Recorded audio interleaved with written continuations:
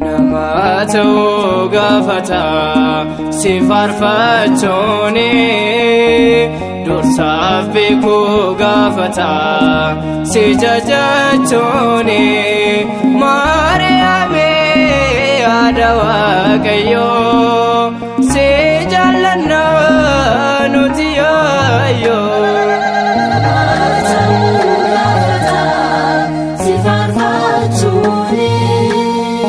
Dursaaf beeku gafata si jajachone Maariyaame haadha Waaqayyoo si jaallanna nuti yaayoo.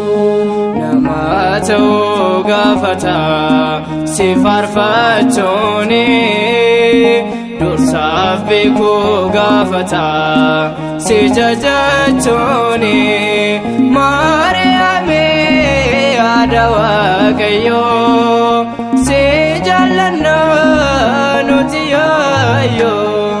Namatu gafata si farfachone dursaaf beeku gafata si jajachone Maariyaame haadha Waaqayyoo si jaallanna nuti yaayoo.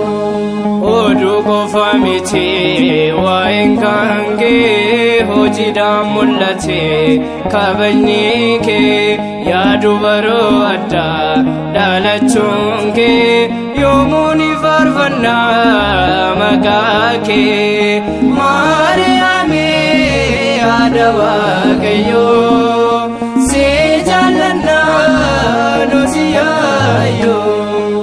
Namatu gafata si farfachone dursaaf beeku gafata si jajachone Maariyaame haadha Waaqayyoo si jaallanna nuti yaayoo.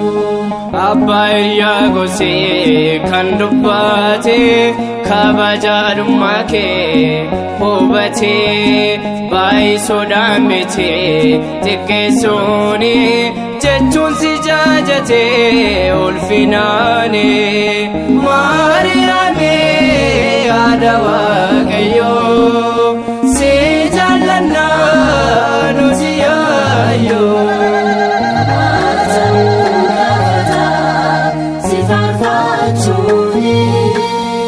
Dursaaf beeku gafata si jajachone Maariyaame haadha Waaqayyoo si jaallanna nuti yaayoo. Haadha keenyadha Maariyaame uumaan gadi taate nuuf jajame gara laafettini dhugaan siidha dubara keessa si ati addadha Maariyaame haadha Waaqayyoo si jaallanna nuti yaayoo.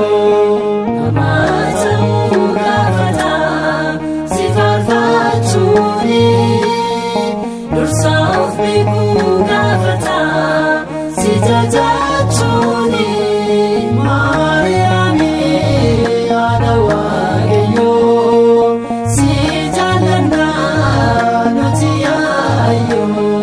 Keessi keenya durbee onnaate galata kee himaa dhaabbate lapheen keenya dhugaa si jaallata araara ilma kee nuuf kadhatta Maariyaame haadha Waaqayyoo